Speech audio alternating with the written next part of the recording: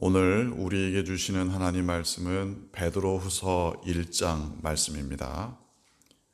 신약 성경 383면쯤 되겠습니다. 베드로후서 1장 베드로후서 1장 이 말씀을 한 목소리로 봉독하겠습니다. 예수 그리스도의 종이며 사도인 시몬 베드로는 우리 하나님과 구주 예수 그리스도의 의를 힘입어 동일하게 보배로운 믿음을 우리와 함께 받은 자들에게 편지하노니 하나님과 우리 주 예수를 알므로 은혜와 평강이 너희에게 더욱 많을지어다. 그의 신기한 능력으로 생명과 경건에 속한 모든 것을 우리에게 주셨으니 이는 자기의 영광과 덕으로서 우리를 부르신 그를 알므로 말미암음이라. 이로써 그 보배롭고 지극히 큰 약속을 우리에게 주사 이 약속으로 말미암아 너희가 정욕 때문에 세상에서 썩어질 것을 피하여 신성한 성품에 참여하는 자가 되게 하려 하셨느니라. 그러므로 너희가 더욱 힘써 너희 믿음의 덕을, 덕의 지식을, 지식의 절제를, 절제의 인내를, 인내의 경건을, 경건의 형제 우애를, 형제 우애의 사랑을 더하라. 이런 것이 너희에게 있어 흡족한즉 너희로 우리 주 예수 그리스도를 알기에 게으르지 않고 열매 없는 자가 되지 않게 하려니와 이런 것이 없는 자는 맹인이라. 멀리 보지 못하고 그의 옛 죄가 깨끗하게 된 것을 잊었느니라. 그러므로 형제들아 더욱 힘써 너희 부르심과 택하심을 굳게 하라. 너희가 이것을 행한즉 언제든지 실족하지 아니하리라. 이같이 하면 우리 주 곧 구주 예수 그리스도의 영원한 나라에 들어감을 넉넉히 너희에게 주시리라. 그러므로 너희가 이것을 알고 이미 있는 진리에 서 있으나 내가 항상 너희에게 생각나게 하려 하노라.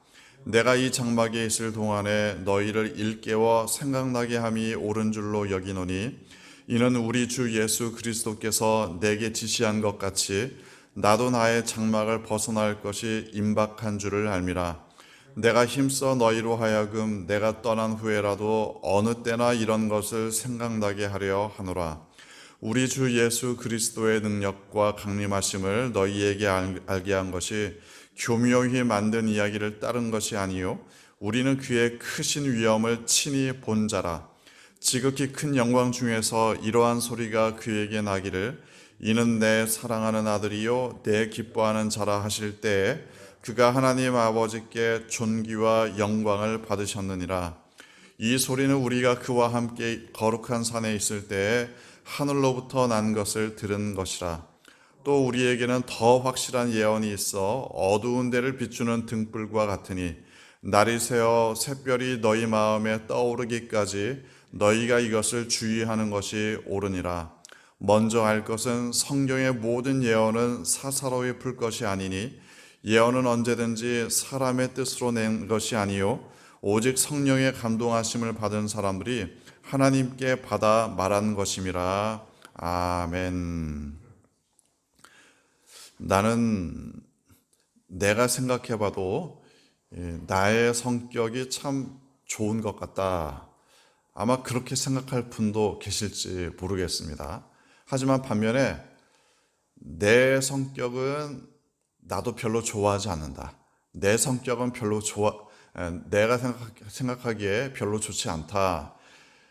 나도 좋아하지 않지만 참 어쩔 수 없다. 이런 등등의 생각을 하실 분이 계실지 모르겠습니다. 사실 자신의 성격이라는 것을 자기가 잘 아시는 분도 있고 그렇지 않은 분도 있을 겁니다. 자기의 성격을 좋아하시는 분도 있고 그렇지 않은 분도 계실 겁니다. 내 성격이라는 것 자체가 참 객관적일 수도 있고 주관적일 수도 있지만 중요한 것은 내가 좋아하든 싫어하든 내 성격은 이미 내가 가지고 있는 나의 성격입니다. 오늘 성경 본문 말씀을 보면 이제 4절 후반부에 신성한 성품에 참여하는 자, 신성한 성품. 전에도 한번 말씀을 드렸지만 이 성품과 성격은 좀 차이가 있습니다. 그래서 이 성품이라는 것 자체를 이 성격이라는 것과 좀 구분해서 생각을 하실 필요가 있는데, 성격은 어느 정도 좀 타고나는 면이 있습니다. 그런데 이 성품이라는 것은 내가 노력해서, 내가 추구해서 이룰 수 있는 측면들이 있습니다. 그래서 이 신성한 성품에 참여하는 자가 되는 것이 중요합니다. 특별히 여기에 나오는 이 신성한 성품, 신성하다는 것은 과거에 우리가 봤던 개역 한글판에서는 신의 성품 이렇게 번역을 했는데, 이 헬라어 자체가 그렇습니다. 하나님의 성품, 신의 성품, 또는 신성한 성품, 또는 거룩한 성품, 이런 식으로 이야기할 수 있는 단어입니다. 자, 이 신성한 성품이라는 것 자체가 단순한 성격을 말하는 것이 아니라 내가 추구해서 이루어낼 수 있는, 어느 정도 그것을 만들어낼 수 있는 어떠한 본성, 성격이라는 것을 뛰어넘는 그러한 단어입니다. 자, 게다가 이거는 신성한 성품에 참여하는 자가 되게 하려 하셨다. 참여하는 자. 이것도 좀 의미가 깊습니다. 참여하는 자라는 것 자체가 함께 나누는 사람이라는 뜻입니다. 동업자 또는 파트너, 이런 식으로 해석될 수도 있는 단어죠. 그러니까 신성한 성품, 하나님의 그 본성에 우리가 함께 나누는 사람이 될 수 있다. 이러한 아주 대단한 표현을 하고 있습니다. 그러면서 신성한 성품이 과연 뭐냐? 5절 보면 신성한 성품 내지는 그 방법에 대해서 이렇게 말합니다.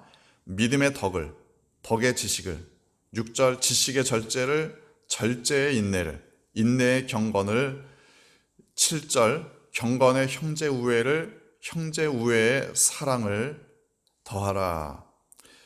자, 5절부터 6, 7절까지의 내용을 보면은 5절 초반부에 더욱 힘써, 7절 마지막 부분 더하라.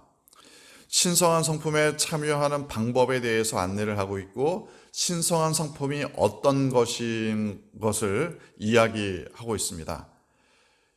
그래서 우리의 삶에 있어서 내가 정말 하나님의 형상을 따라 지음을 받았다면 이런 것들을 목표로 살아야 됩니다.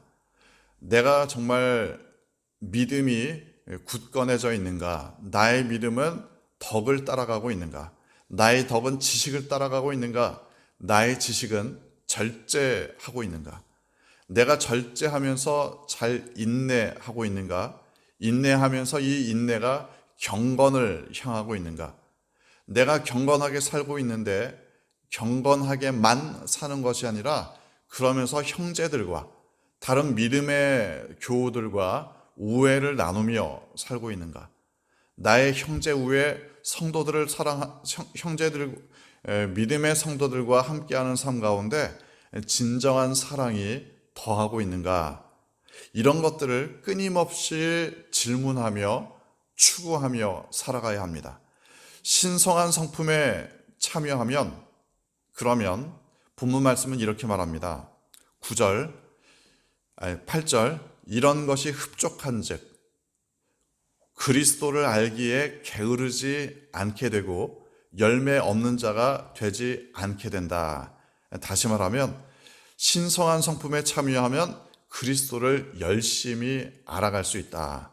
또 열매를 맺게 된다. 이건 좀 약간 표현이 그렇습니다.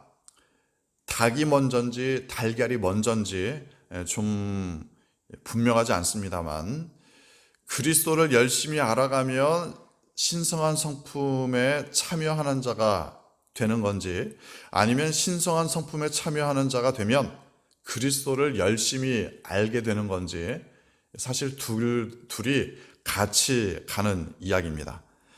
아무튼 그리스도를 열심히 알아가고 열매를 맺게 되는 것, 이게 신성한 성품에 참여할 때 우리에게 일어나는 일들입니다. 또 여러분이 이제 표현을 잘 보셔야 되는데, 조금 전에 더욱 힘써 더하라 이렇게 말씀했듯이 10절에도 동일하게 나옵니다. 그러므로 더욱 힘써. 다시 반복되죠. 너희 부르심과 택하심을 굳게 하라. 이것을 행한즉 언제든지 실족하지 아니하리라. 11절 후반부 영원한 나라에 들어감을 넉넉히 주시리라. 신성한 성품에 참여할 때 실족하지 않고 넉넉히 구원받는다. 자, 이 넉넉한 구원이라는 것은 구원은 간신히 받고 넉넉히 받고 사실은 구원은 똑같습니다. 칭의는 똑같습니다. 하지만 넉넉한 구원이라는 것은 그 구원에 합당하게 살아간다는 것을 의미할 겁니다. 부끄러운 구원이냐 아니면 하나님 앞에 칭찬받는 구원이냐, 이런 차이가 있다는 이야기죠. 하나님의 다스리심 가운데 살아가느냐 아니면 표현이 그렇지만 구원만 딸랑 받느냐, 이런 차이가 있을 뿐입니다. 천국에 가는 건 분명하지만 어떤 삶을 살아가느냐, 이건 사람마다 다를 수밖에 없습니다. 자, 이 신성한 성품에 참여할 때 우리는 실족하지 않고 우리의 구원도 하나님께 칭찬받는 구원이 될 수 있습니다. 사도 베드로는 이러한 여러 가지 권면을 하는 시점을 밝힙니다. 13절 보면 내가 이 장막에 있을 동안 너희를 일깨워 생각나게 함이 옳은 줄로 여긴다. 이제 약간 포석을 깔고 있는데 14절 후반부에 있는 것처럼 나도 나의 장막을 떠날 것이 임박한 줄 안다. 15절 내가 떠난 후에라도 어느 때나 이런 것이 생각나게 하려 한다. 이제 사도 베드로도 자신이 생명이 얼마 남지 않았다고 생각을 하고 있습니다. 그래서 마치 유언과도 같이 이 여러 가지 이야기들로 사람들에게 권면합니다. 이 베드로 후서는 수신자가 나와 있지 않습니다. 어느 지역 또한 어떠한 특정한 계층 이런 것들이 나와 있지 않지만 마치 사도 베드로의 유언장과도 같은 편지입니다. 정말 마지막에 내가 죽을 날이 가까워서 생각을 해보니까 이것을 너희가 놓치지 않으면 좋겠다. 신의 성품에 참여하는 자가 되기 위해서 힘써라. 이걸 강조하고 있습니다. 자, 이 여러 가지 강조하면서 이 사도 베드로의 자신의 회고를 합니다. 16절 후반부를 보면 우리는 그의 크신 위엄을 친히 본 자라. 이 17절과 18절 말씀을 보면은 변화산, 소위 변화산에서 하나님의 음성을 친히 들었던 사건까지 언급하고 있죠. 이는 내 기뻐하는 자다, 내 사랑하는 아들이다. 예수님에 대해서 하나님이 친히 말씀하시는 것을 들은 사람들이다. 자, 이렇게까지 강조하는 게 뭐냐? 20절 성경의 모든 예언은 사사로이 풀 것이 아니다. 성경의 모든 예언이 사사로이 풀 것이 아니다. 나는 이렇게 직접 하나님의 말씀을 들었지만 하지만 그렇다고 해서 함부로 하나님의 말씀이 이거다 저거다 사사로이 푸는 것은 옳지 않다. 이걸 강조하고 있습니다. 우리가 하나님의 말씀, 진리의 말씀 가운데 살아간다는 것은 교만해진다는 것을 의미하는 것이 아닙니다. 확신 가운데 살아가는 것과 교만해지는 것은 완전히 다른 이야기입니다. 물론 어떻게 보면은 확신하면서 겸손해진다는 것은 좀 쉽지 않을지도 모르겠습니다. 하지만 말씀에 진리의 확신을 가지면 가질수록 겸손해지는 것이 신의 성품에 참여하는 삶입니다. 이것에 대해서 이렇게까지 설명합니다. 19절 보면 우리에게 더 확실한 예언이 있는데 이게 마치 어두운 데 비추는 등불과 같다. 날이 새어 샛별이 너희 마음에 떠오르기까지 너희가 이것을 주의하라. 이건 두 가지를 보셔야 됩니다. 등불을 가지고 어두움을 비춘다. 진리가 빛처럼 어두움을 비친다. 이거 아주 중요한 진리의 역할이죠. 또 한 가지는 날이 새어 샛별이 너희 마음에 떠오르기까지 주의하라. 등불이기 때문에 바람에 꺼지기가 쉽다는 거죠. 등불이기 때문에 이게 기름이 떨어지면 불도 꺼지게 돼 있다는 이야기죠.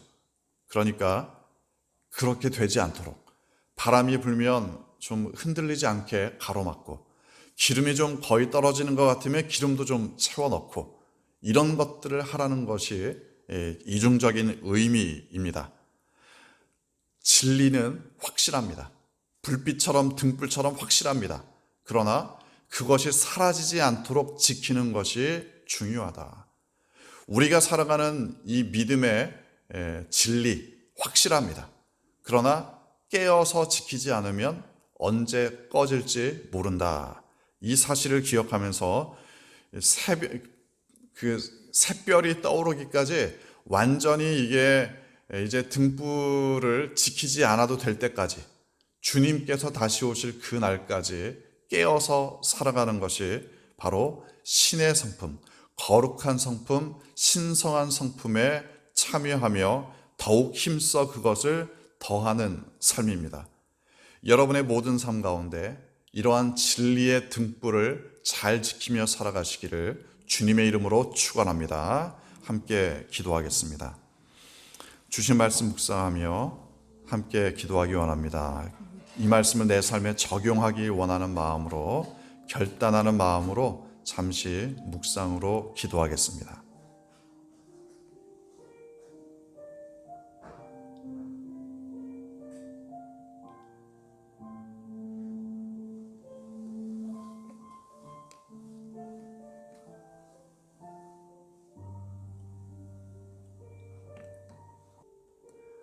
아버지 하나님, 감사합니다.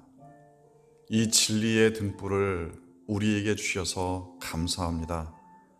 이제 이 신성한 성품에 참여하는 자, 함께 나누는 자 되기 위하여 힘써 지키게 하여 주옵소서.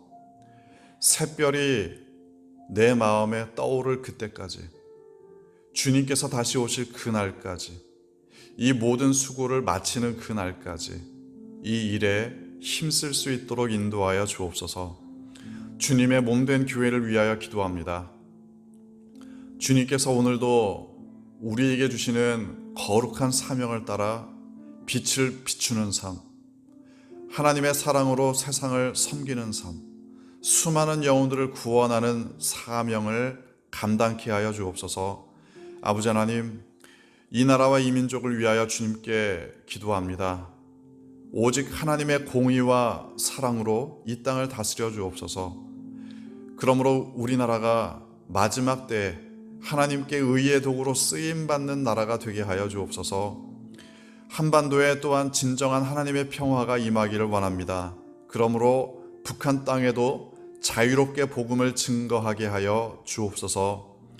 온 세상의 주인 되신 아버지 하나님, 오늘도 하나님께서 다스려 주심으로 하나님의 창조의 질서가 회복되는 역사 일어나게 하여 주옵소서. 전염병과 자연재해와 전쟁과 기근과 정치 경제적인 혼란으로부터 지켜주옵소서. 또한 선교사님들과 교회들을 통하여 수많은 영혼들이 주님께 돌아오게 하여 주옵소서. 컴패션을 통해 우리와 연결된 아이들 오늘도 하나님께서 붙들어 주시고 양육하여 주옵소서. 군에 가 있는 우리의 아들들 눈동자처럼 지켜 주옵소서. 멀리 출타 중인 성도들, 가족들과 떨어져 생활하는 성도들 오늘도 하나님께서 돌보아 주옵소서. 진학을 준비 중인 학생들, 취업과 결혼을 앞두고 있는 청년들 순적하게 그 앞길을 인도하여 주옵소서. 몸과 마음이 연약한 성도들이 있습니다. 하나님께서 치유의 손길로 안수하여 주옵소서. 경제적인 어려움을 겪는 성도들 일용할 양식을 공급하여 주시고, 인생의 여러 가지 굴곡을 겪는 성도들 하나님께서 위로하여 주시며 그 손을 붙잡고 일으켜 주옵소서. 오늘 하루도 주님만을 바라봅니다. 주님께서 우리의 등불 되어 주셨으므로 그 등불 들고 어두움을 밝히는 삶 살게 하여 주옵소서. 감사합니다. 사랑합니다. 예수님의 이름으로 기도합니다. 아멘.